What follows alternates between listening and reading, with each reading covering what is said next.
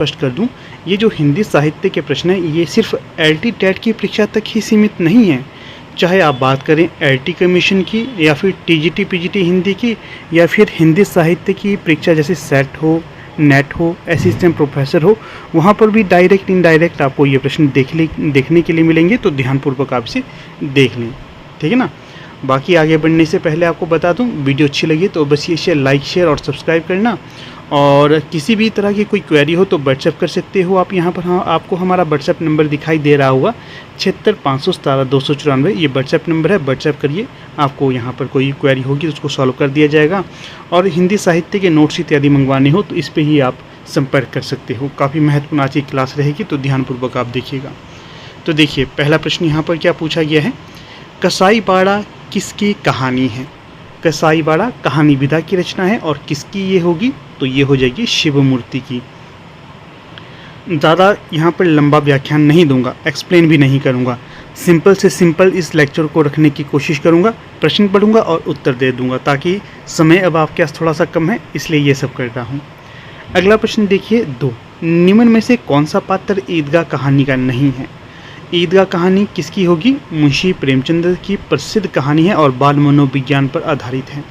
इसमें जो कौन सा पात्र नहीं होगा, देखिए नूरे मोहसिन अमीना, ये तो हैं इस कहानी के पात्र, और जो समीना है ये इस कहानी के पात्र नहीं होगी। तो सही जो विकल्प होगा तो वो होगा विकल्प 3।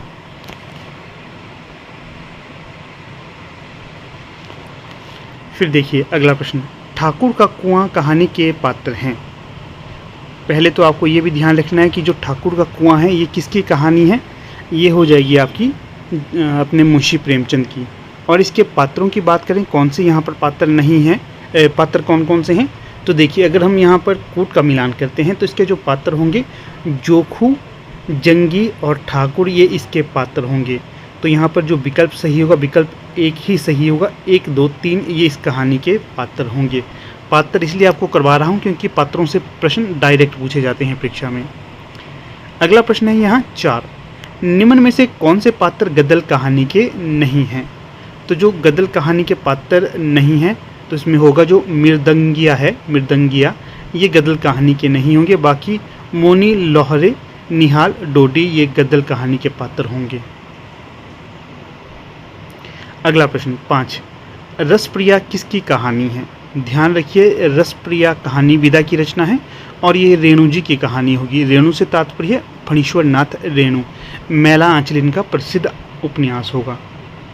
हाँ, यहाँ पर देखिए, अगर आप एलटी टेट के पिछले 10 वर्षों के प्रश्न पत्र मंगवाना चाहते हो, पीडीएफ के तौर पर भी है और हार्ड कॉपी के तौर पर भी, इसमें आपको 5 पीवाईक्यू मिलेंगे और 5 आपको मॉक टेस्ट के तौर पर अवेलेबल होंगे। आप इन्हें मंगवाना चाहते हो तो यहाँ पर, हाँ इस नंबर पे नहीं, किस नंबर पे आपने ये इस नंबर पे संपर्क नहीं करना है, ये जो नंबर यहाँ पर दिया गया है 76 517 294, इस पर व्हाट्सएप करिए, ये पीवाईक्यू भी आपको अवेलेबल हो जाएंगे। फिर प्रश्न देखिएगा यहाँ पर 6, विलक्षण बात यह है कि आधुनिक गद्य साहित्य की परंपरा का प्रवर्तन नाटक से हुआ। उपर्युक्त कथन किस साहित्यकार का है। तो जो ये कथन होगा ये होगा आचार्य रामचंद्र शुक्ल का। यहाँ से आपको ये भी ज्ञात होता है कि जो आचार्य रामचंद्र शुक्ल है ये मानते हैं कि जो आधुनिक गद्य साहित्य परंपरा है इसका प्रवर्तन किससे, इसकी शुरुआत किससे हुई थी, नाटक से हुई थी। आप ये भी मान सकते हैं कि जो आचार्य रामचंद्र शुक्ल के कथन होते हैं काफ़ी महत्वपूर्ण होते हैं, इसलिए इन्हें आधार माना जाता है हिंदी साहित्य का। अगर पूछा जाएगा कि आधुनिक गद्य साहित्य की परंपरा का प्रवर्तन किस विधा से माना जाता है तो यहाँ पर नाटक ही होगा। फिर प्रश्न है 7, क्या पूछा गया है, संविधान की 8वीं अनुसूची में शामिल की गई 4 भाषाएं कौन सी हैं। तो इसमें देखिए संथाली, मैथिली, बोडो और डोगरी ये होंगी।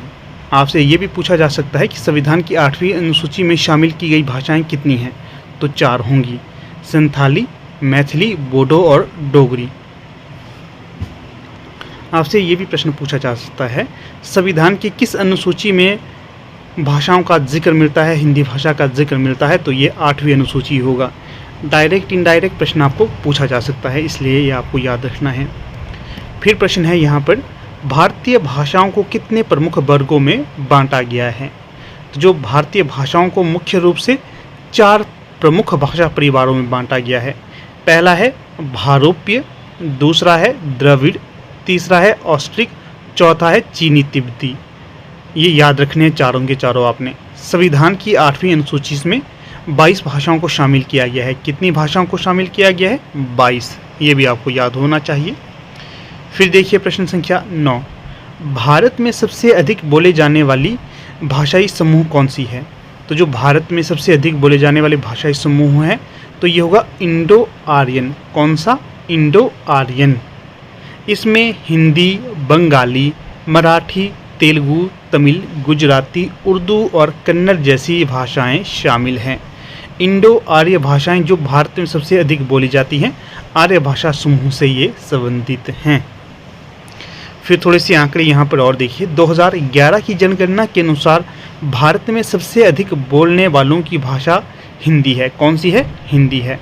भारत में हिंदी बोलने वालों की आबादी कितनी मानी जाती है? 52.83 करोड़। याद रखिए, ये आंकड़ा पूछा जा सकता है परीक्षा में। 52.83 करोड़ जो भारत की कुल आबादी का 43.63% है। अगला प्रश्न क्या है यहाँ?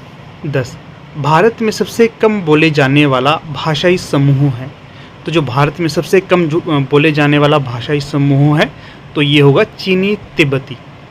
प्रश्न संख्या 11, ऑस्ट्रिक भाषा समूह की भाषाओं को बोलने वालों को कहा जाता है। तो जो ऑस्ट्रिक भाषा समूह की भाषाओं को बोलने वालों को कहा जाता है किरात। अगला प्रश्न यहाँ है प्रश्न संख्या 12। इसमें पूछा गया है, जो जिण शासन भाषयो सो मई कहयु सारू, जो पालई सई भाव करी सो तरी पावई पारू। इस दोहे के रचनाकार का नाम बताइए। पहले तो आपको याद रखना है ये दोहा होगा, और इस दोहे के रचनाकार कौन होंगे? देवसेन। देवसेन की रचना कौन सी है बताइएगा? काफ़ी प्रसिद्ध है, और जो देवसेन है ये जैन धर्म से संबंधित होंगे, काफ़ी महत्वपूर्ण है। श्रावकाचार बता देता हूँ, रहने दीजिए आपको। श्रावकाचार इनकी प्रसिद्ध रचना है और इसे हिंदी साहित्य की प्रथम रचना भी कहा जाता है। फिर प्रश्न संख्या 13 यहाँ पर पूछा गया है, चीनी तिब्बती भाषा समूह की भाषाओं के बोलने वालों को क्या कहा जाता है? चीनी तिब्बती भाषा समूह की भाषाओं के बोलने वालों को क्या कहा जाता है? इन्हें कहा जाता है निषाद। क्या? निषाद। प्रश्न संख्या 14, अपभ्रंश के योग से राजस्थानी भाषा का जो साहित्यिक रूप बना उसे कहा जाता है? उसे कहा जाता है डिंगल भाषा। अपभ्रंश के योग से राजस्थानी भाषा का जो साहित्यिक रूप बना उसे डिंगल भाषा कहा जाता है। अगला प्रश्न 15, इसमें पूछा गया है, एक नार पिया को भानी तन बाको सगरा ज्यों पानी। एक नार पिया को भानी तन बाको सगरा ज्यों पानी। यह पंक्ति किस भाषा की है? तो प्रस्तुत पंक्ति होगी ब्रज भाषा की। किसकी ये पंक्ति होगी? तो ये हो जाएगी अमीर खुसरो की। ये भी आपने ध्यान रखना है। फिर प्रश्न संख्या 16 यहाँ पूछा गया है, अमीर खुसरो ने जिन मुकरियों, पहेलियों और दो सुखनों की रचना की उसकी मुख्य भाषा है। तो अमीर खुसरो ने मुकरियों, पहेलियों और दो सुखनों की रचना की थी, और ये हिंदी के आदि भाषाविद भी माने जाते हैं। इससे ये तात्पर्य है कि सबसे पहले जो भारत में या हिंदुस्तान में हिंदी का जो बोलने की शुरुआत की गई थी उनमें अमीर खुसरो माने जाते हैं। खड़ी बोली है इनकी, जो जैसे अमीर खुसरो ने जो रचनाएं की थी मुख्यतः इसकी जो मुख्य भाषा थी ये खड़ी बोली थी। खड़ी बोली के साथ साथ ये ब्रज भाषा में भी लिखते थे, ये भी आपने ध्यान रखना है। फिर प्रश्न संख्या 17, इसमें क्या पूछा गया है, देवनागरी लिपि को राष्ट्र लिपि के रूप में कब स्वीकार किया गया? मोस्ट इंपॉर्टेंट प्रश्न है ये भी। तो जो देवनागरी लिपि है इसे राष्ट्र लिपि के रूप में जो स्वीकार किया गया था 14 सितंबर 1949 को। कब? 14 सितंबर 1949 को। 14 सितंबर को कौन सा दिन हम मनाते हैं ये भी आप कमेंट करिएगा। कमेंट करते हो आपको ही इससे लाभ मिलता है, अन्य किसी को नहीं। बार बार कमेंट करने के लिए इसीलिए कहता हूँ आप लोगों को। फिर है प्रश्न संख्या 18, क्या पूछा गया है, रानी केतकी की कहानी की भाषा को क्या कहा जाता है? जो रानी केतकी की कहानी लिखी गई है किस भाषा में ये लिखी गई है? खड़ी बोली में लिखी गई है। किसकी ये कहानी होगी बताइए? नहीं पता है, कोई बात नहीं, मैं बताता हूँ। इंशा अल्लाह खां, इनकी कहानी है ये। जो इंशा अल्लाह खां है, लल्लू लाल है। इसी तरह से ये जो शुरुआती हिंदी जो भाषा थी, इसको स्थापित करने वाले विद्वान माने जाते हैं। सदल मिश्र हो गए और अपने लल्लू लाल हो गए, इंशा अल्लाह खां हो गए, ये माने जाते हैं। एक और है, उनका मुझे अभी नाम याद नहीं आ रहा। अगला देखिए यहाँ 19, इसमें क्या पूछा गया है? प्रादेशिक बोलियों के साथ ब्रज या मध्य देश की भाषा का आश्रय लेकर एक सामान्य साहित्यिक भाषा स्वीकृत हुई, जिसे चारणों ने नाम दिया। तो क्या नाम दिया था? पिंगल भाषा नाम दिया गया था। एक बार फिर से प्रश्न को पढ़ूंगा। प्रादेशिक बोलियों के साथ ब्रज या मध्य देश की भाषा का आश्रय लेकर एक सामान्य साहित्यिक भाषा स्वीकृत हुई, जिसे चारणों ने नाम दिया पिंगल भाषा। पिंगल भाषा को पिंगल नाम किसने दिया है? चारणों ने नाम दिया है, ये आपको याद रखना है। आगे बढ़ने से पहले आपको यहाँ पर बता देता हूँ, हमारी टीम के द्वारा हार्ड कॉपी नोट्स अवेलेबल करवाए जा रहे हैं। अगर आप लोग इंटरेस्टेड हो इन हार्ड कॉपी नोट्स को लेने के लिए, तो यहाँ जो व्हाट्सएप नंबर दिया गया है, इस पर आप संपर्क कर सकते हो। हार्ड कॉपी नोट्स आपके LT TET, LT commission, TGT PGT Hindi, NET SET और असिस्टेंट प्रोफेसर जैसी परीक्षाओं के लिए काफ़ी महत्वपूर्ण है। इसमें आपको 1500 प्लस मोस्ट एक्सपेक्टेड और प्रीवियस ईयर क्वेश्चन पर आधारित क्वेश्चन मिलेंगे। 1500 प्लस हैं ये। फास्ट रिवीजन के लिए मोस्ट इंपॉर्टेंट है। अगर आप लेना चाहते हो तो यहाँ पर जो व्हाट्सएप नंबर दिया गया है, इस पर आप क्वेरी कर सकते हो। इसी के साथ साथ PDF इत्यादि प्राप्त करने के लिए हमारा व्हाट्सएप और टेलीग्राम चैनल बना हुआ है, वहाँ पर जाकर आप ज्वाइन कर सकते हो। वहाँ पर आपको समय पे PDF सेंड कर देता हूँ मैं। चलिए अगला प्रश्न देख लेते हैं। प्रश्न संख्या 20, क्या पूछा गया है इसमें? प्रेमचंद की प्रसिद्ध कहानियाँ हैं। तो मुंशी प्रेमचंद है, हिंदी कथाकार के तौर पर जाने जाते हैं, हिंदी साहित्य में सम्राट माने जाते हैं उपन्यास और कहानी के लिए। क्या पूछा गया है? प्रेमचंद की प्रसिद्ध कहानियाँ हैं। वैसे तो उन्होंने अथाह कहानियाँ लिखी हैं, बहुत सी कहानियाँ लिखी हैं, फिर भी इनकी जो प्रसिद्ध हैं, बहुत ज़्यादा प्रसिद्ध, उनके नाम हम यहाँ पर बताते हैं। 2 बैलों की कथा, कफन, ईदगाह, पंच परमेश्वर, नमक का दरोगा, पूस की रात, ये इनकी अत्यधिक प्रसिद्ध कहानियाँ हैं। प्रेमचंद की कहानियों में सामाजिक और आर्थिक मुद्दों पर गहराई से विचार किया गया है और वे हिंदी साहित्य में उनके योगदान के लिए प्रसिद्ध हैं। प्रेमचंद ने लगभग 300 कहानियाँ लिखी हैं और उनकी कहानियों में मानवीय भावनाओं, सामाजिक असमानता और ग्रामीण जीवन के चित्रण को दर्शाया गया है। ये आपको ज्ञात होना चाहिए। फिर आगे देखिए, आगे क्या है। आगे बढ़ने से पहले आपको बता देता हूँ, अगर वीडियो अच्छी लगी हो इसे लाइक, शेयर और चैनल को सब्सक्राइब करिएगा और PDF इत्यादि के लिए व्हाट्सएप और टेलीग्राम चैनल को ज्वाइन कर लेना, आपको लाभ मिलेगा इनसे जुड़ के। प्रश्न संख्या 22, क्या पूछा गया है यहाँ पर 22 में? देव द्वारा रचित देव शतक ग्रंथ का विषय क्या है?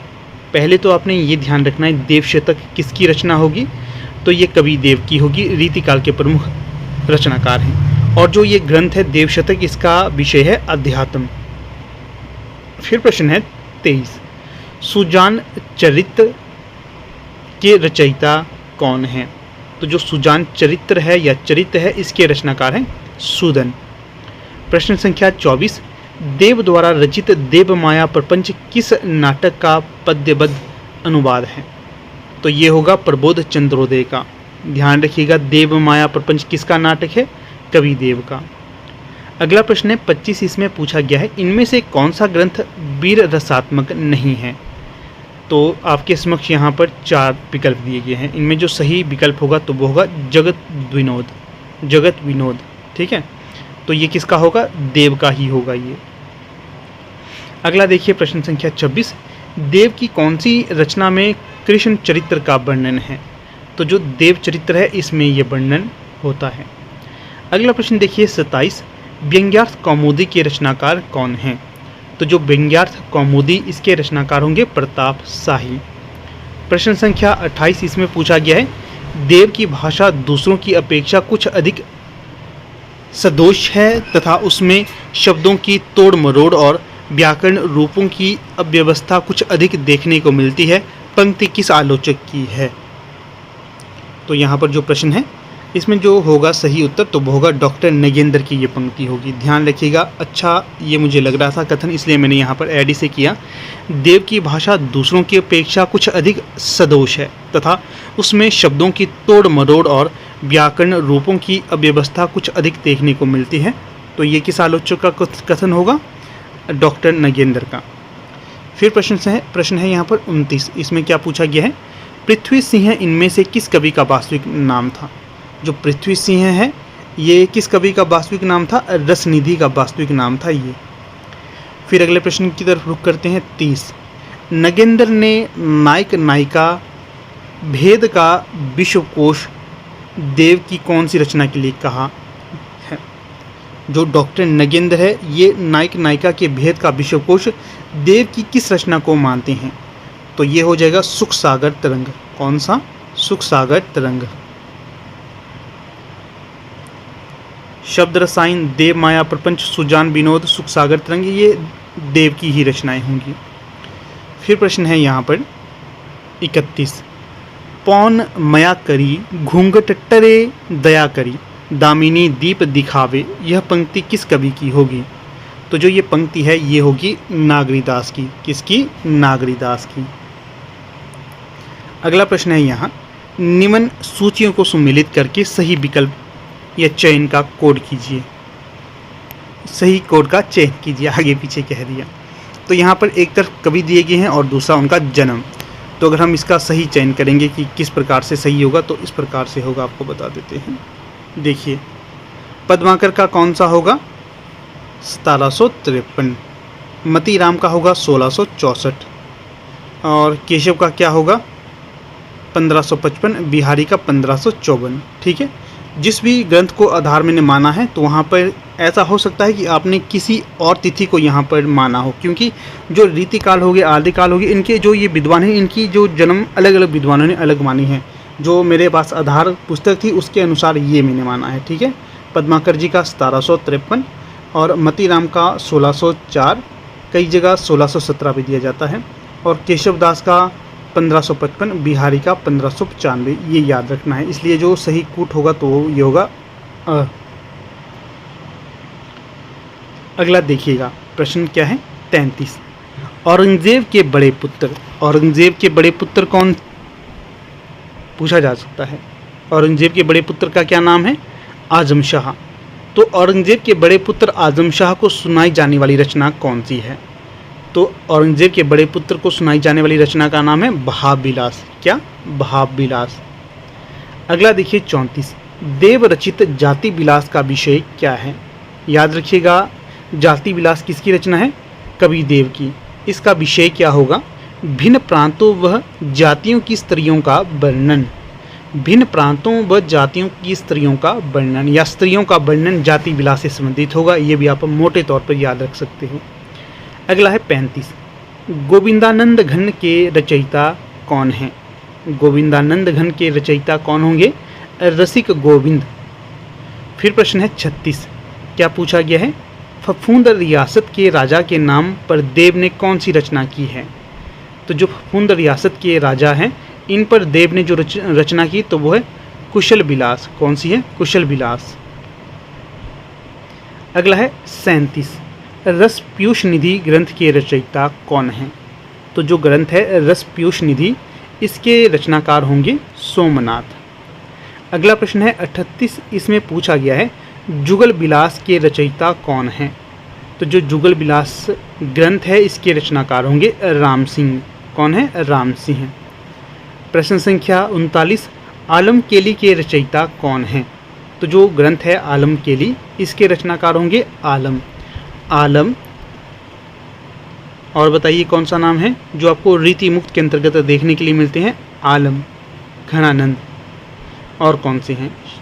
शेख। शेख हैं? बताइएगा कमेंट करके कौन से हैं। शेख किसकी प्रेयसी का नाम था? प्रश्न संख्या 40। डॉक्टर नगेंद्र के अनुसार कवि ग्वाल की कौन सी रचना प्रबंधात्मक काव्य नहीं है?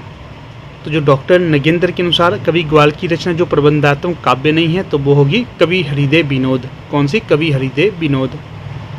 अगला है 41।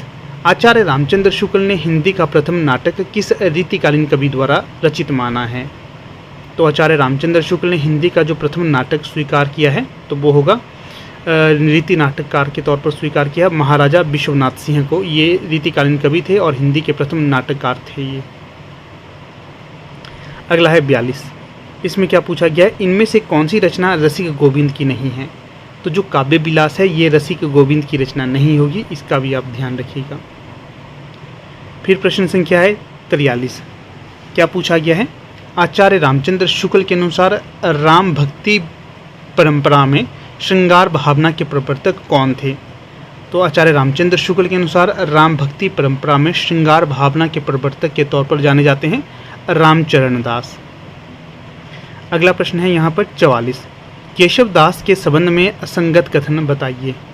जो केशव दास थे इनके संबंध में कौन सा कथन असंगत होगा? तो यहाँ पर देखते हैं हम कथन। पहला कथन है इनका जन्म 1555 ईस्वी में बुंदेलखंड के ओरछा नामक नगर में हुआ। बिल्कुल सही है। पूछा जाएगा कब हुआ इनका जन्म? 1555 में। कहाँ पर हुआ? बुंदेलखंड के ओरछा नामक नगर में। दूसरा कथन है इनका उपनाम विद्यार्थी मित्र था और ये निम्बार्क संप्रदाय में दीक्षित थे। बिल्कुल सही। जो केशव दास थे इनका उपनाम विद्यार्थी मित्र भी था और ये निम्बार्क संप्रदाय में भी दीक्षित थे। अगला कथन देखिए यहाँ पर, आचार्य रामचंद्र शुक्ल ने इन्हें कठिन काव्य का प्रेत माना है। ये भी सही कहा जाता है। जो यहाँ पर सही कथन नहीं होगा, असंगत होगा, तो वो होगा विकल्प स। क्यों?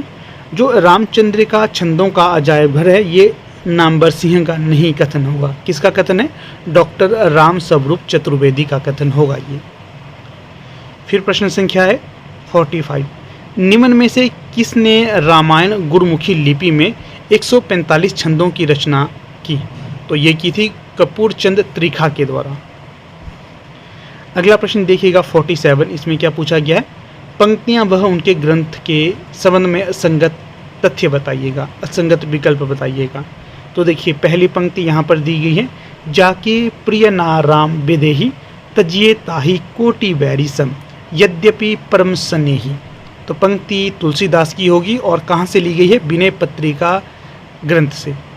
दूसरा विकल्प है, मैं सुकुमारी नाथ बन जोगूं तुम ही उचित तप मोह कहूँ भोगूं। तो ये रामचरित मानस महाकाव्य की रचना होगी, तुलसीदास की ही है। अगला जो विकल्प है वो है, गिरा अर्थ जल बिची सम कहियत भिन्न ना भिन्न, और रामचरित मानस की ही है, ये भी सही है। अगला है और अंतिम है, खेती ना किसान को भिखारी को ना भीख भली। तो ये किस ग्रंथ की पंक्ति बताई है? विनय पत्रिका। तो ये असंगत होगा, विनय पत्रिका की ये पंक्ति नहीं होगी। तो किस ग्रंथ की है? कवितावली जो ग्रंथ है उसकी ये पंक्ति होगी। एक बार मैं आपको सीधे सीधे बता देता हूँ ताकि रिवीजन हो जाए। पंक्ति है, जाकी प्रिय ना राम विदेही तजिए ताही कोटि बैरी सम यद्यपि परम स्नेही। विनय पत्रिका की पंक्ति है। मैं सुकुमारी नाथ बन जोगूं तुम ही उचित तप मोह कहूँ भोगूं। रामचरित मानस की पंक्ति है। गिरा अर्थ जल बिच्ची सम कहियत भिन्न ना भिन्न। रामचरित मानस की पंक्ति है। खेती ना किसान को भिखारी को ना भीख भली। विनय पत्रिका की पंक्ति नहीं, कवितावली की पंक्ति है। सारी की सारी जो पंक्तियां हैं तुलसीदास की हैं और सारे के सारे ग्रंथ तुलसीदास जी के हैं। अगला प्रश्न देखिए 47। राम भक्ति आंदोलन के प्रवर्तक रामानंद थे, लेकिन तुलसीदास ने इसे जिस बिंदु तक पहुंचा दिया उसके आगे रहा नहीं थी। ये कथन किसका है? यहाँ पर संगत करिएगा, रहा होगा, रह नहीं। तो डॉक्टर बच्चन सिंह का ये कथन होगा। फिर से एक बार इसका वर्णन करूँगा। राम भक्ति आंदोलन के प्रवर्तक रामानंद थे। ये आपको ज्ञात होना चाहिए। पूछा जा सकता है कि राम भक्ति आंदोलन के प्रवर्तक के तौर पर कौन जाने जाते हैं? रामानंद थे ये। लेकिन तुलसीदास बच्चन जी कहते हैं राम भक्ति आंदोलन के प्रवर्तक बेशक रामानंद थे, लेकिन तुलसीदास ने इसे जिस बिंदु तक पहुंचाया उसके आगे रहा नहीं थी, मतलब खत्म हो गई रहा। तो ये कथन है डॉक्टर बच्चन सिंह का। इनका इतिहास ग्रंथ क्या है उसका नाम बताइएगा। चलिए मैं ही बता देता हूँ, उसका नाम है हिंदी साहित्य का दूसरा इतिहास। अगला प्रश्न है 48। इसमें क्या पूछा गया है? भगवान राम के दिव्य पुनीत चरित्र के कितने घोर पतन की कल्पना इन लोगों के द्वारा हुई है? लोक पावन आदर्श का ऐसा विपर्य देखकर चित्त क्षुब्ध हो जाता है। आचार्य शुक्ल ने किसके लिए ये इशारा किया? पहले तो ध्यान रखना है कि जो प्रस्तुत कथन है ये आचार्य रामचंद्र शुक्ल का है और किसके लिए ये कथन इन्होंने कहा था? सखी भाव के भक्तों के लिए इन्होंने ये कथन कहा था। अगला प्रश्न देखिएगा 49। इसमें क्या पूछा गया है? भिन्न भिन्न लीलाओं के प्रसंग को लेकर इस सच्चे रसमगन कवि ने अत्यंत मधुर और मनोहर पदों की झड़ी सी बांध दी है। आचार्य रामचंद्र शुक्ल का ये कथन है। पहले तो ध्यान रखना है, कथन पूछा जा सकता है, भिन्न भिन्न लीलाओं के प्रसंग को लेकर इस सच्चे रसमगन कवि ने अत्यंत मधुर और मनोहर पदों की झड़ी सी बांध दी है। ये किसका कथन होगा? आचार्य रामचंद्र शुक्ल का है। किस कवि के लिए ये कथन है? तो ये सूरदास जी के लिए कथन होगा। Very very very important. अंतिम प्रश्न है 50। गोस्वामी जी की प्रतिभा का प्रखर प्रकाश 100-150 वर्षों तक ऐसा छाया रहा कि राम भक्ति की और अन्य रचनाएं उनके सामने ठहर ना सकी। तुलसीदास के संबंध में ये कथन किसका है? तो ये आचार्य रामचंद्र शुक्ल का कथन होगा। किसके लिए कथन है? तुलसीदास के लिए ये कथन है। तो ध्यान रखिएगा, वेरी वेरी इंपॉर्टेंट ये लेक्चर होगा आपकी परीक्षा के लिए, चाहे LT टेट हो, HPSC हरियाणा असिस्टेंट प्रोफेसर हो, UGC नेट हो, कहीं पर भी आपको डायरेक्ट इस तरह के वन लाइनर प्रश्न देखने के लिए मिलेंगे। तो यहाँ पर देखिए प्रश्न संख्या 51। प्रश्न संख्या 51 में क्या पूछा गया है? प्रसाद जी के किस नाटक में जयचंद काल का चित्रण हुआ है? प्रसाद जी से तात्पर्य है जयशंकर प्रसाद। जयशंकर प्रसाद के किस नाटक में जयचंद काल का चित्रण हुआ है? तो ये होगा प्रायश्चित। प्रायश्चित इनका प्रसिद्ध नाटक है। इसी के साथ साथ स्कंदगुप्त, चंद्रगुप्त और ध्रुव स्वामी जैसे इनके प्रसिद्ध नाटक हैं, ये भी आपने ध्यान रखना है। प्रश्न संख्या 52। शिव शंभू के चिट्ठे किस पत्रिका में प्रकाशित हुए थे? तो जो शिव शंभू के चिट्ठे हैं ये बाल मुकुंद गुप्त के होंगे और ये भारत मित्र नामक पत्रिका में प्रकाशित हुए थे। और किसको ये संबोधित करके लिखे गए थे? लॉर्ड कर्जन को संबोधित करके व्यंग्यात्मक निबंध है ये शिव शंभू के चिट्ठे। अगला प्रश्न देखिए, मुसलमानों की राष्ट्रीय भावना को चित्रित करने वाला नाटक कौन सा है? तो जो मुसलमानों की राष्ट्रीय भावना को चित्रित करने वाला नाटक है तो ये शेरशाह नाम का हो जाएगा। अगला देखिए 54। कहानी कला किसका निबंध है? कहानी कला निबंध विधा की रचना है और ये मुंशी प्रेमचंद का हो जाएगा। फिर प्रश्न संख्या 55। उपेंद्र नाथ अश्क की सर्वाधिक प्रौढ़ नाट्य कृति कौन सी है? तो जो अंजू दीदी है ये हो जाएगी उपेंद्र नाथ अश्क की रचना और नाट्य विधा की रचना है ये। फिर अगला प्रश्न देखिए, नागरिक प्रचारणी सभा कहाँ पर है? ये काशी में। कब ये स्थापित की गई थी? 1893 में। नागरिक प्रचारणी सभा जो कि काशी में है 1893 में स्थापना की गई थी। इसके संस्थापक कौन कौन से हैं? तो पहले तो हो गए श्याम सुंदर दास, दूसरे हो गए पंडित राम नारायण, तीसरे हो गए शिव कुमार सिंह हैं। ये जो तीनों हैं ये हैं आपके नागरिक प्रचारणी सभा के संस्थापक। श्याम राम शिव, ये इस प्रकार से आप इसे याद रख सकते हो, श्याम राम शिव, या फिर जो भी जिस हिसाब से आप याद कर सकें, जैसे शिव राम श्याम, राम श्याम शिव, जिस प्रकार से भी आपको अच्छा लगे याद करने के लिए उसी पैटर्न को आप यूज़ कर सकते हो। फिर है प्रश्न संख्या यहाँ पर 57। इसमें क्या पूछा गया है? 57 में पूछा गया है 14 अक्टूबर 1899 को नागरिक प्रचारणी सभा में सरस्वती के संपादक मंडल का नाम घोषित किया गया था। कब? 14 अक्टूबर 1899 को नागरिक प्रचारणी सभा में सरस्वती पत्रिका है इसके जो संपादक मंडल का नाम घोषित किया गया था। इसके संपादक मंडल में कौन कौन आते हैं ये भी आप ध्यान रखिएगा। जैसे कि देखिए यहाँ पर इसके जो आरंभिक संपादक मंडल थे इसमें जगन्नाथ दास रत्नाकर, श्याम सुंदर दास, किशोरी लाल गोस्वामी, राधा कृष्ण दास, कार्तिक प्रसाद खत्री, ये आते हैं। 1 2 3 4 5 विद्वान आते हैं, ये आप याद रखिएगा। फिर प्रश्न संख्या है 59। सरस्वती पत्रिका के संपादक थे। तो जो सरस्वती पत्रिका है इसके संपादक संस्थापक कौन थे? तो चिंतामणि घोष इसके संस्थापक थे। इसी के साथ साथ सरस्वती पत्रिका की स्थापना कब की गई थी? 1900 ईस्वी को इसकी स्थापना की गई थी। Very very important. एक एक जो फैक्ट आपको बता रहा हूँ ना, ये एक एक प्रश्न का निर्माण करेगा। इस समय आपको नॉर्मल ये प्रश्न लग रहे होंगे, परंतु जब परीक्षा में आप बैठोगे तो उस समय आपको इनके महत्व का पता चलेगा। फिर अगला प्रश्न देखिएगा यहाँ पर, प्रश्न संख्या 60। क्या पूछा गया है इसमें? 1903 से लेकर 1920 तक सरस्वती पत्रिका के संपादक कौन थे? ये भी मोस्ट इंपॉर्टेंट प्रश्न है। महावीर प्रसाद द्विवेदी। 1903 से लेकर 1920 तक सरस्वती पत्रिका के संपादक थे महावीर प्रसाद द्विवेदी। फिर प्रश्न संख्या 61। इसमें क्या पूछा गया है? एकांकी के जन्मदाता कौन हैं? तो जो एकांकी विधा है इसके जन्मदाता के तौर पर वैसे तो अलग अलग मत है, परंतु जो सर्वमत की तरफ जाता है तो वो डॉक्टर रामकुमार वर्मा की तरफ जाता है ये मत। ठीक है। फिर अगला प्रश्न देखिएगा 62। इसमें क्या पूछा गया है? मीराबाई ने किस भाव से श्री कृष्ण की उपासना की? तो जो मीराबाई थी इन्होंने माधुर्य भाव से भगवान श्री कृष्ण की उपासना की थी। इसी के साथ साथ आपको यहाँ पर 2-4 और फैक्ट बता देता हूँ। पूछा जा सकता है जो तुलसीदास थे उन्होंने भगवान श्री राम की उपासना किस भाव से की थी? तो उन्होंने की थी दास्य भाव से। और सूरदास ने किस भाव से की थी? सूरदास ने की थी सख्य भाव से। ये भी आपको याद रखना है। प्रश्न संख्या 63। इसमें क्या पूछा गया है? सबसे 63 रामचरितमानस का प्रधान रस है। तो जो रामचरितमानस है इसका प्रधान रस हुआ शांत रस। रामचरितमानस से आपको 2-4 और फैक्ट बता देता हूँ। आपसे पूछा जा सकता है कि रामचरितमानस किस भाषा में लिखी गई है? अवधी भाषा में लिखी गई है रामचरितमानस। किसकी रचना होगी? तुलसीदास की। कितने कांड हैं? 7 कांड है। कौन कौन से हैं? बालकांड, अयोध्या कांड, अरण्य कांड, किष्किंधा कांड, सुंदरकांड, उत्तरकांड, लंका कांड। इस तरह से आगे पीछे मैंने कर दिया, परंतु 7 कांड ये होंगे, ये आपने ध्यान रखना है। फिर देखिए सबसे पहले अपनी आत्मकथा हिंदी में किसने लिखी? तो जो सबसे पहले अपनी आत्मकथा हिंदी में लिखी थी डॉक्टर राजेंद्र प्रसाद जी के द्वारा लिखी गई थी। ये भी आपको ध्यान रखना है। फिर देखिए प्रश्न संख्या 65। इसमें क्या पूछा गया है? हिंदी कविता का पहला महाकाव्य कौन सा है? तो जो हिंदी कविता का पहला महाकाव्य है तो वो है Prithviraj Raso. Very very important, ये काफ़ी महत्वपूर्ण है। आपसे पूछा जा सकता है हिंदी कविता का पहला महाकाव्य पृथ्वीराज रासो को किसने माना है? तो आचार्य रामचंद्र शुक्ल ने माना है।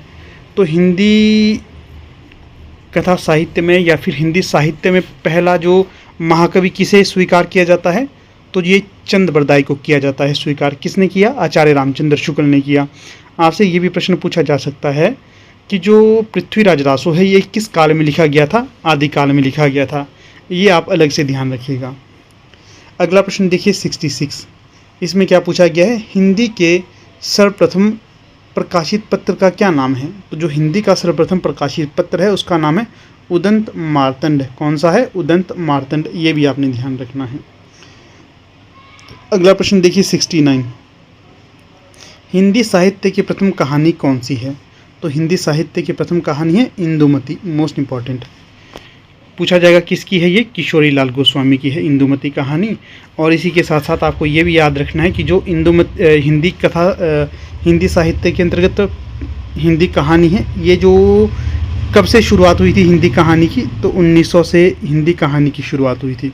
कई बार ये पूछा जाता है कि वो कौन सी पत्रिका है जिससे जो हिंदी कहानी विधा की शुरुआत हुई थी? तो वो सरस्वती पत्रिका है। 1900 से ही सरस्वती पत्रिका शुरुआत हुई थी। 1900 से ही हिंदी कहानी की भी शुरुआत हुई थी। ये भी आप ध्यान रखिए। इसी के साथ साथ आप आगे देखिए 68। आंचलिक रचनाएं किससे संबंधित होती हैं? तो जो आंचलिक रचनाएं होती हैं ये क्षेत्र विशेष से संबंधित होती है, इसलिए ये यहाँ पर काफ़ी महत्वपूर्ण हो जाएगा। यहाँ पर आपको ये भी स्पष्ट कर दूँ, मैं कम समय में आपको अधिक से अधिक प्रश्न प्रस्तुत करने की कोशिश करता हूँ ताकि समय आपका कम लगे और आपको अधिक से अधिक प्रश्न देखने के लिए मिले। ठीक है। फिर देखिए प्रश्न संख्या 69। क्या पूछा गया है? पृथ्वीराज रासो किस काल की रचना है? तो ये आदिकाल की रचना हो जाएगी। Very very important. Prithviraj Raso में कितने छंद हैं? हाँ 69 छंद है। यहाँ पर आप थोड़ा सा सुधार कर लीजिएगा। जो पृथ्वीराज रासो है इसमें कितने छंद हैं? छंद होंगे इसमें 68। और अगर ये प्रश्न पूछा जाए कि जो पृथ्वीराज रासो है इसमें कुल कितने समय हैं? समय है 69। इसमें कन्फ्यूजन हो जाती है। समय से तात्पर्य है अध्याय या पाठ। ठीक है, पाठ है इसमें 69 और छंद कितने हैं 68। ये याद रखिएगा, इसके जो पाठ है इसको कहा गया है समय। समय याद रखना, इसे समय कहा गया है, तो ये आपने ध्यान रखना है। चंद बरदाई कृत है पृथ्वीराज रासो। पूछा जाएगा इसमें रस कौन सा है, तो रस है इसमें वीर रस, वीर रस है। और 69 समय है और भाषा इसकी क्या होगी, डिंगल इसकी भाषा हो जाएगी, डिंगल। और ये प्रबंध काव्य है या फिर महाकाव्य है, इसका आपने ध्यान रखिए। ये भी कई बार पूछा जाता है कि हिंदी जो ये रचना है, हिंदी का वास्तविक प्रथम महाकाव्य चंद बरदाई को ही कहा जा सकता है। क्या हिंदी का वास्तविक प्रथम महाकवि चंद बरदाई को ही कहा जा सकता है? ये कथन किसका होगा, तो मिश्र बंधुओं का ये कथन है। ये भी आपने ध्यान रखना है। थोड़ा सा लंबा हम खींच लेते हैं इसको। अब यहाँ पर व्याख्या मुझे आ गई है, तो मुझे लगता है आपको व्याख्या बता देनी है। देखिए, अगर ये प्रश्न आपसे पूछा जाएगा कि पृथ्वीराज रासो है, इसमें मुख्य छंद कौन सा है, तो मुख्य छंद है इसमें कवित। कौन सा है मुख्य छंद, कवित इसमें मुख्य छंद है। छप्य भी है, कवित और छप्य दोनों हैं। और अगर ये प्रश्न पूछा जाए चंद बरदाई थे जो इन्हें किस छंद का विशेषज्ञ माना जाता है, तो छप्य छंद का इन्हें विशेषज्ञ माना जाता है। अगर आपसे ये प्रश्न पूछा जाए कि वो कौन सा ग्रंथ है जिसके आधार पर पृथ्वीराज रासो को अप्रमाणिक घोषित किया गया था, तो वो ग्रंथ है पृथ्वीराज विजय। कौन सा है, पृथ्वीराज विजय नाम का एक ग्रंथ है। इसके रचनाकार थे जयानक। जयानक के पृथ्वीराज विजय के कारण ही पृथ्वीराज रासो को अप्रमाणिक माना गया। और किसने इसे माना था अप्रमाणिक सर्वप्रथम, डॉक्टर बुलर ने 1875 में सर्वप्रथम पृथ्वीराज रासो को अप्रमाणिक माना। यह भी प्रश्न पूछा जा सकता है कि जो पृथ्वीराज रासो है इसे किसने पूर्ण किया था, तो इसे पूर्ण किया गया था उनके पुत्र पृथ्वीराज रासो के रचनाकार हैं कौन, चंद बरदाई के पुत्र थे जलहन, इनके द्वारा इसे पूरा किया गया था। इसी के साथ साथ ये भी आप याद रखिएगा कि प्रस्तुत कथन किसने कहा। कथन इस प्रकार से है, पृथ्वीराज रासो एक राजनीतिक महाकाव्य है, दूसरे शब्दों में राजनीति की महाकाव्यात्मक त्रासदी है। कथन को फिर से रिपीट करूंगा, यह कथन पृथ्वीराज रासो के संबंध में किसने कहा कि यह एक राजनीतिक महाकाव्य है, दूसरे शब्दों में राजनीति की महाकाव्यात्मक त्रासदी है, तो ये डॉक्टर बच्चन सिंह ने कहा था। इसी के साथ साथ कई बार ये पृथ्वीराज रासो पे आरोप भी लगे हैं कि पृथ्वीराज रासो प्रमाणिक है, अप्रमाणिक है, अर्धप्रमाणिक है। तो ये भी यहाँ पर आपको स्पष्ट कर देता हूँ कि किसने क्या कहा इसको। अगर हम प्रमाणिक की बात करें तो पृथ्वीराज रासो को प्रमाणिक माना श्याम सुंदर दास, मिश्र बंधु, कर्नल टाड, मोहनलाल विष्णुलाल पंड्या के द्वारा इसे प्रमाणिक माना गया। अप्रमाणिक किसके द्वारा माना गया, आचार्य रामचंद्र शुक्ल, देवी प्रसाद, कविराज श्यामल, गौड़ी शंकर, हीराचंद ओझा, बुल्लर, ये मानते हैं इसे अप्रमाणिक।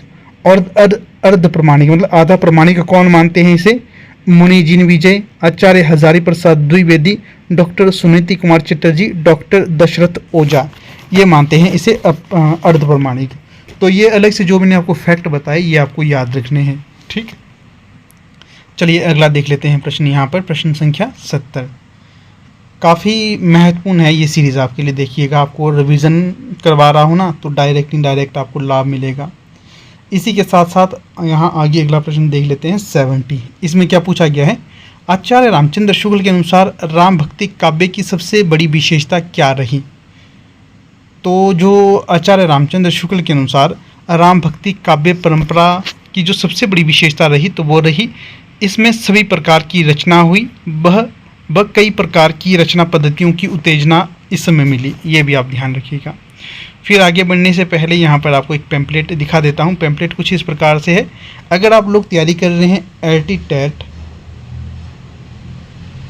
तो इसके लिए हमारी टीम के द्वारा PYQ अवेलेबल करवाए जा रहे हैं। जो ये PYQ होंगे इसमें आपको 5 मिलेंगे PYQ प्लस 5 मिलेंगे मॉक टेस्ट, ठीक है। तो अगर कोई भी लेना चाहता है तो ये अब अवेलेबल हैं, आप इन्हें ले सकते हैं। फिलहाल हम इसे सॉफ्ट कॉपी के तौर पर दे रहे हैं। अगर किसी को हार्ड कॉपी चाहिए तो वो हार्ड कॉपी भी आपको दे देंगे।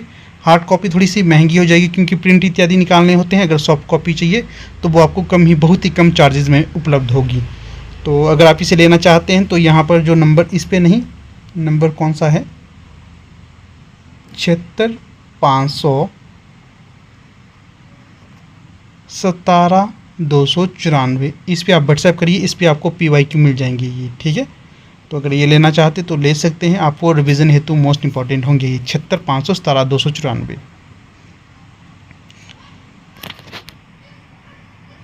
अगला देखिएगा प्रश्न संख्या 71 में आपसे क्या पूछा गया है।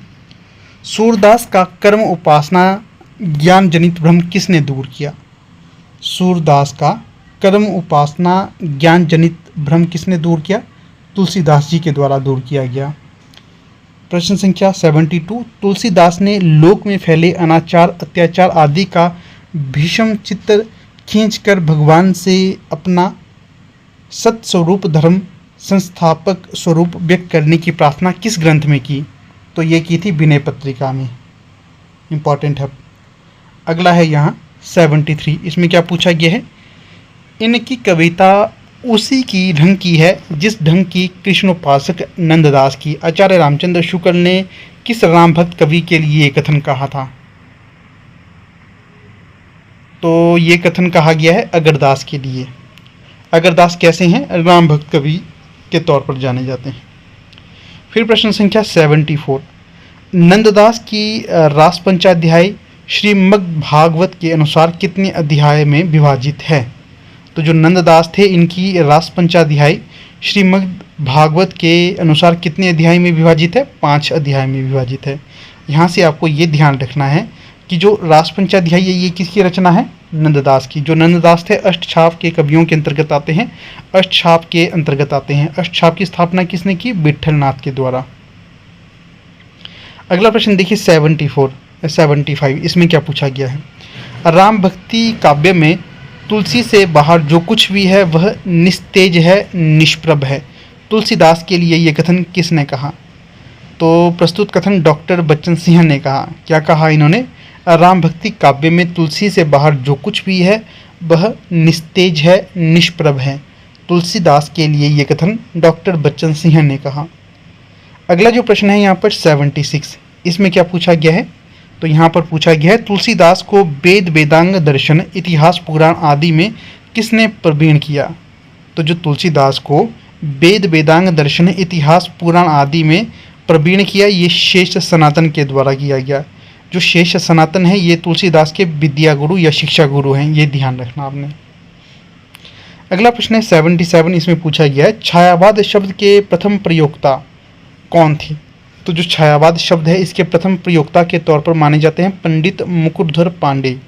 पंडित मुकुटधर पांडे ने अपने निबंध हिंदी में छायावाद शब्द का प्रयोग सर्वप्रथम किया था। मोस्ट इंपॉर्टेंट ये प्रश्न होगा कि हिंदी में छायावाद नामक निबंध किसका है, पंडित मुकुटधर पांडे का है। इसमें इन्होंने सर्वप्रथम छायावाद शब्द का प्रयोग किया था। और जो ये निबंध है हिंदी में छायावाद, ये 1920 में शारदा पत्रिका में प्रकाशित भी हुआ था। ये भी आप ध्यान रखिएगा। चाहे प्रश्न किसी भी प्रकार से घुमा फिरा कर पूछा जाएगा, अगर आप ध्यान से देखोगे तो आपको यहाँ से कुछ ना कुछ अलग से फैक्ट मिल रहे हैं, आपके लिए बहुत ही फायदेमंद होंगे ये। फिर प्रश्न संख्या है 78, छायावाद की सर्वमान्य समय सीमा क्या है। तो जो छायावाद की सर्वमान्य समय सीमा है तो ये होगी 1918 से लेकर 1936 के बीच की जो समय अवधि है इसे छायावाद की समय सीमा माना जाता है। कुछ विद्वान इसे बढ़ाकर 1919 से लेकर या फिर 1918 मानते हैं। मैक्सिमम ने 1918 माना, कई इसे बढ़ा देते हैं 1919। इसी के साथ जो मुझे लगा कि विद्वान विशेष के तौर पर होना चाहिए, तो जो डॉक्टर नगेंद्र हैं ये मानते हैं 1918 से लेकर 1938 तक का समय छायावाद का है। ये 2 साल बढ़ा देते हैं। अगला है यहाँ 79, यहाँ पर क्या बताया गया है, क्या प्रश्न पूछा गया है। आचार्य रामचंद्र शुक्ल ने रामचरितमानस को डैश काव्य माना है। तो जो आचार्य रामचंद्र शुक्ल है ये रामचरितमानस को लोकमंगल की साधनावस्था का काव्य मानते हैं। कौन रामचरितमानस को लोकमंगल की साधनावस्था का काव्य मानते हैं, तो ये आचार्य रामचंद्र शुक्ल होंगे। अगला देखिए यहाँ पर 80, इसमें क्या पूछा गया है। अयोध्या कांड को रामचरितमानस का हृदय स्थल कहा है। प्रश्न पूछा जा सकता है कि किस कांड को रामचरितमानस का हृदय स्थल कहा जाता है? तो जो अयोध्या कांड है इसे रामचरितमानस का हृदय स्थल कहा जाता है। Very very important. अगला देखिए 81। इसमें क्या पूछा गया है? रसखान की अंतिम काव्यकृति कौन सी है? तो जो रसखान की अंतिम काव्यकृति मानी जाती है तो वो होगी प्रेम वाटिका। यहाँ से आपको ये भी स्पष्ट हो जाता है कि जो प्रेम वाटिका है ये किसकी रचना है? रसखान की। रसखान भगवान श्री कृष्ण की भक्ति में समर्पित थे। अगला देखिए यहाँ पर, या लकुटी और अरु कामरिया पर राज तिहुपुर को तजी डारो। यहाँ पर थोड़ा सा सुधार कर लेना, या लकुटी अरु कामरिया पर, अरु है यहाँ पर, कई जगह और भी लिखा परंतु जो मैंने पढ़ा था तो वो है या लकुटी अरु कामरिया पर राज तिहुपुर को तजी डालो। पंक्ति किसकी है? तो ये भी रसखान की ही होगी। वैसे तो ये मुस्लिम थे परंतु भगवान श्री कृष्ण की भक्ति में ये कृष्णमय हो गए थे, याद रखना। अगला प्रश्न, ये साक्षात रसमूर्ति और ब्रजभाषा काव्य के प्रधान स्तंभों में है। किसने किसे कहा? आचार्य रामचंद्र शुक्ल ने ये कहा घनानंद के संबंध में। क्या कहा?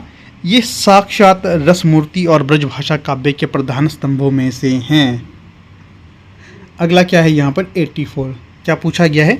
प्रेम मार्ग का ऐसा प्रवीण और धीर पथिक तथा जवादानी का दावा रखने वाला ब्रजभाषा का दूसरा कवि नहीं हुआ है। ये कथन किसका है, किसके लिए? तो ये कथन है आचार्य रामचंद्र शुक्ल का घनानंद के संबंध में। आचार्य रामचंद्र शुक्ल कहते हैं कि प्रेम मार्ग का ऐसा प्रवीण और धीर पथिक तथा जवादानी का दावा रखने वाला ब्रजभाषा का दूसरा कवि नहीं हुआ है, ये पहले कवि हैं, तो याद रखना है। अगला देखिए 85। द्विवेदी युग की कविता की प्रवृत्ति थी। तो जो द्विवेदी युग की कविता की प्रवृत्ति थी तो वो थी आपकी उपदेशात्मक, इतिवृत्तात्मक और गद्यात्मक। द्विवेदी युग की समय सीमा क्या है बताइएगा? ये नॉर्मल सा प्रश्न मैंने पूछा, देखता हूँ उत्तर देते हैं आप या नहीं। द्विवेदी युग की समय सीमा तो आपको पता ही होनी चाहिए। और द्विवेदी युग का नाम द्विवेदी युग किस कारण पड़ा? अगला देखिए 86। विखंडनवाद का जनक किसे माना जाता है? तो जो विखंडनवाद का जनक माना जाता है देरिदा को। 87। विरेचन का सिद्धांत किसका है? तो जो विरेचन का सिद्धांत है ये अरस्तु का होगा।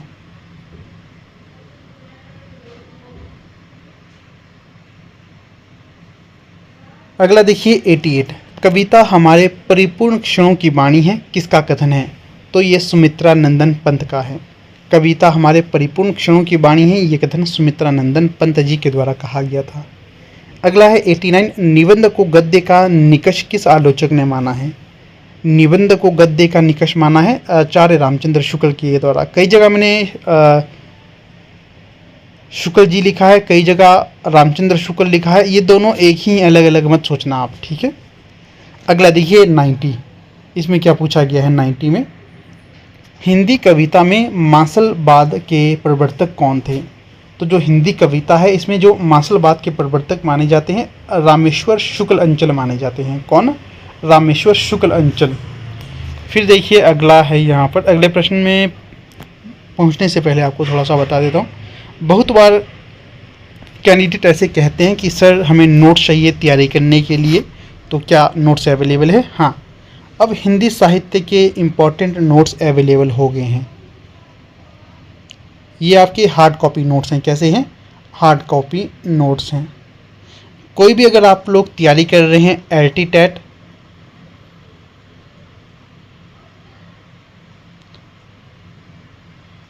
अगर आप लोग तैयारी कर रहे हैं एलटी टेट, एलटी कमीशन या फिर हिंदी साहित्य से संबंधित कोई और परीक्षा क्यों ना हो, उसकी तैयारी अगर आप लोग कर रहे हैं तो इसके लिए हमारे इम्पॉर्टेंट नोट्स अब तैयार हो गए हैं। कोई भी लेना चाहता है तो यहाँ पर जो व्हाट्सएप नंबर दिया गया है 76577294, इस पर आप व्हाट्सएप करिए और इन नोट्स को आप परचेज़ कर सकते हैं। आपके घर में पहुँच जाएंगे ये नोट्स। इन नोट्स में आपको वन लाइनर टाइप के 1500 प्लस मोस्ट एक्सपेक्टेड क्वेश्चन दिए गए हैं। जो ये नोट्स हैं ये आपको परीक्षा संबंधित हैं और PYQ पर आधारित है।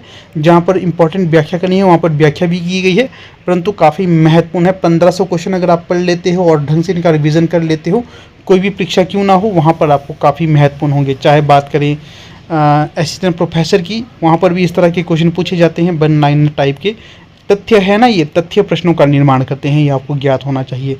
और अपनी टेट के लिए, मिशन के लिए मोस्ट इंपॉर्टेंट है। आप इन्हें अपने घर पर ऑर्डर करके पढ़ सकते हो और काफ़ी फ़ायदेमंद होंगे। कई बार बच्चों की ये भी क्वेरी रहती है कि क्या सर, जो ये नोट्स हैं इसको पढ़ना चाहिए या फिर बुक्स जो हमारे पास पड़ी है उसको पढ़ना चाहिए।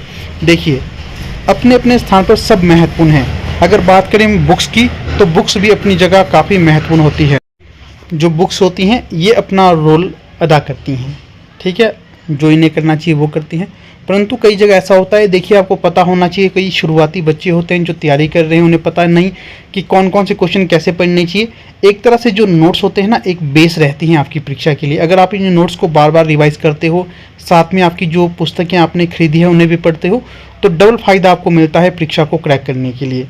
तो मेरे ख्याल से आपको नोट्स भी पढ़नी चाहिए, साथ में अपनी बुक्स भी पढ़नी चाहिए। जब हम लोग तैयारी करते थे तो हम भी अपने सीनियर्स के नोट्स से ही पढ़े हैं, उससे हमें एक आधार मिला है। कई बार ऐसा होता है कि हमें कुछ पता ही नहीं चलता है कि क्या इंपॉर्टेंट है क्या नहीं इंपॉर्टेंट है।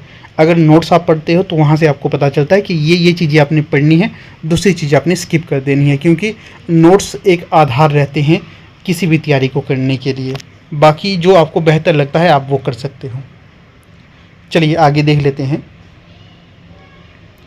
अगला प्रश्न देखिएगा यहाँ पर 91। इसमें क्या पूछा गया है 91 में, तुलसीदास को कलिकाल का वाल्मीकि किसने कहा? तो जो तुलसीदास थे इन्हें कलिकाल का वाल्मीकि कहा नावादास के द्वारा। किसके द्वारा? नावादास के द्वारा। प्रश्न संख्या 92, अमीर खुसरो किस नाम से जाने जाते थे? तो अमीर खुसरो इन्हें तूतीय हिंद के नाम से भी जाना जाता है। किस नाम से? तूतीय हिंद। अगर हम बात करें अमीर खुसरो का मूल नाम क्या था, तो अमीर खुसरो का मूल नाम था अब्बुल हसन यमुनुद्दीन मोहम्मद, ये इनका मूल नाम था। जन्म इनका कब हुआ था? 1253 ईस्वी में जन्म हुआ था। कहाँ पर जन्म हुआ था? एटा ज़िले में। और ये कहाँ पर है एटा ज़िला? उत्तर प्रदेश में। एटा ज़िले के पटियाली गांव में इनका जन्म हुआ था। जो अमीर खुसरो है ये खड़ी बोली हिंदी के आदि कवि के तौर पर जाने जाते हैं।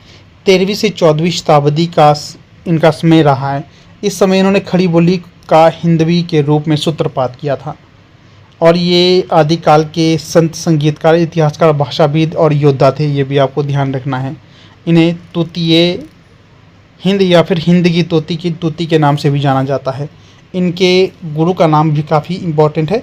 ये जो सूफी संत हजरत निज़ामुद्दीन औलिया के शिष्य माने जाते हैं, मोस्ट इम्पॉर्टेंट। अगला देखिए 93, ज्ञानपीठ पुरस्कार की स्थापना कब की गई? तो जो ज्ञानपीठ पुरस्कार है इसकी स्थापना कब की गई थी? 1961 में। फिर है साहित्य अकादमी पुरस्कार की स्थापना कब की गई? तो जो साहित्य अकादमी पुरस्कार है इसकी स्थापना की गई थी 1954 में। साहित्य अकादमी पुरस्कार है, इसका औपचारिक उद्घाटन कब हुआ था? 12 मार्च 1954 को, और भारत सरकार द्वारा ये किया गया था। जो पहली बार ये पुरस्कार दिया गया था, कब दिया गया था? 1955 में, ये भी आपको याद रखना है। 1955 में पहली बार दिया गया था। अगर हम बात करें कि कब कब ये पुरस्कार दिए गए हैं, किस प्रकार से दिए गए हैं, जैसे साहित्य अकादमी पुरस्कार पहली बार बताया था ना 1955 में दिया। किसे दिया गया था? कौन थे लेखक? माखनलाल चतुर्वेदी पहले हैं, ये ध्यान रखना है। और किस रचना के लिए? हिमतरंगिणी इनकी रचना है, उसके लिए दिया गया था। शैली क्या थी? काव्य है, ये काव्य। दूसरा दिया गया 1956 में वासुदेव शरण अग्रवाल को, किस रचना के लिए? पद्मावत संजीवनी व्याख्या के लिए, और ये व्याख्या है। तीसरा जो पुरस्कार दिया गया ये 1957 में दिया गया। किसे दिया गया? आचार्य नरेंद्र देव को। किस रचना के लिए? बौद्ध धर्म दर्शन के लिए, और शैली क्या थी? दर्शन थी। यहाँ से आपका ये भी प्रश्न बन रहा है कि जो हिमतरंगिणी नामक रचना है किसकी है? माखनलाल चतुर्वेदी की है। पद्मावत संजीवनी व्याख्या किसकी है? वासुदेव शरण अग्रवाल की है। बौद्ध धर्म दर्शन किसकी है? आचार्य नरेंद्र देव की है। इसी के साथ साथ जो हाल के ही साहित्य अकादमी पुरस्कार है ये आपको बता देता हूँ। जो 2021 में किसे दिया गया था? दया प्रकाश सिन्हा को। किस रचना के लिए? सम्राट अशोक के लिए। किस विधा की रचना है? नाटक विधा की रचना है। 2022 में किसे दिया गया? बद्री नारायण जी को। किस रचना के लिए? तुमड़ी के शब्द रचना के लिए। किस विधा की रचना है? कविता संग्रह है ये।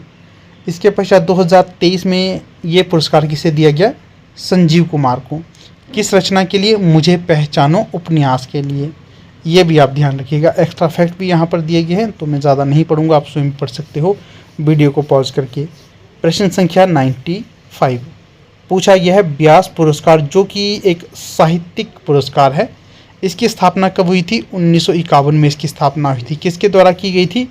ये के बिरला फाउंडेशन के द्वारा की गई थी। ये पुरस्कार हिंदी साहित्य में, हिंदी भाषा में उत्कृष्ट साहित्यिक कृतियों को दिया जाता है जो पिछले 10 वर्षों में प्रकाशित हों। ये इसकी कुछ एक शर्तें हैं। फिर प्रश्न है 96, इसमें क्या पूछा गया है? किस रचनाकार को वर्ष 2024 का साहित्य अकादमी पुरस्कार मिला? तो जो गगन गिल हैं, इन्हें मिला वर्ष 2024 के लिए साहित्य अकादमी पुरस्कार। 2023 तक का ऊपर बता दिया था, 24 का गगन गिल होंगी। और किस रचना के लिए मिला? मैं जब तक आई बाहर। और ये क्या है, किस विधा की रचना है? काव्य संग्रह है ये। अगला देखिए 997 रमेश कुंतल मेघ को साहित्य अकादमी पुरस्कार कब मिला? ध्यान रखना है, रमेश कुंतल मेघ थे, इन्हें भी साहित्य अकादमी पुरस्कार से नवाजा गया था। कब दिया गया था ये? साल 2017 में इन्हें ये पुरस्कार दिया गया था। किस रचना के लिए? विषव मिथक सरित सागर के लिए। विषव मिथक सरित सागर के लिए। अगला है 24 भाषाओं में कौन सा पुरस्कार दिया जाता है? वो कौन सा पुरस्कार है जो 24 भाषाओं में दिया जाता है? ये भी आपको ज्ञात होना चाहिए। तो ये साहित्य अकादमी पुरस्कार है। अगला है मुझे पहचानो किसकी रचना है? ऊपर ही देखा हमने, ये संजीव कुमार की रचना होगी। अगला देखिए प्रश्न संख्या 100 साहित्य अकादमी पुरस्कार जीतने वाली पहली महिला कौन थी? साहित्य अकादमी पुरस्कार जीतने वाली पहली महिला थी अमृता प्रीतम। कौन थी? अमृता प्रीतम। ये पंजाबी की प्रसिद्ध लेखिका हैं, ये भी आप ध्यान रखिएगा। तो फिलहाल देखिए दोस्तों, कुछ इस प्रकार से हमारा लेक्चर है। ज़्यादा लंबा तो मैंने नहीं खींचा, परंतु जितने भी प्रश्न आपके साथ डिस्कस किए, ये आपकी परीक्षा के लिए मोस्ट इम्पॉर्टेंट है। क्योंकि साहित्य के जो हिंदी साहित्य के प्रश्न होते हैं वो डायरेक्ट इनडायरेक्ट हर परीक्षा में पूछे जाते हैं। इसलिए आप ध्यानपूर्वक देखिए, जितना हो सके नोट्स तैयार करिए। अगर नोट्स तैयार नहीं करने हैं तो जो हार्ड कॉपी नोट्स हैं ये भी आप अपने घर में रीड करने के लिए हमसे मंगवा सकते हो। PDF इत्यादि के लिए आप हमारे टेलीग्राम व्हाट्सएप ग्रुप्स के साथ जुड़ जाना, वहाँ पर आपको मैं सेंड करता रहता हूँ। बाकी अगर अच्छी लगी हो वीडियो तो इसे लाइक शेयर और चैनल को सब्सक्राइब आपने ज़रूर करना है। वीडियो के अंत तक बने रहे, इसका बहुत बहुत धन्यवाद।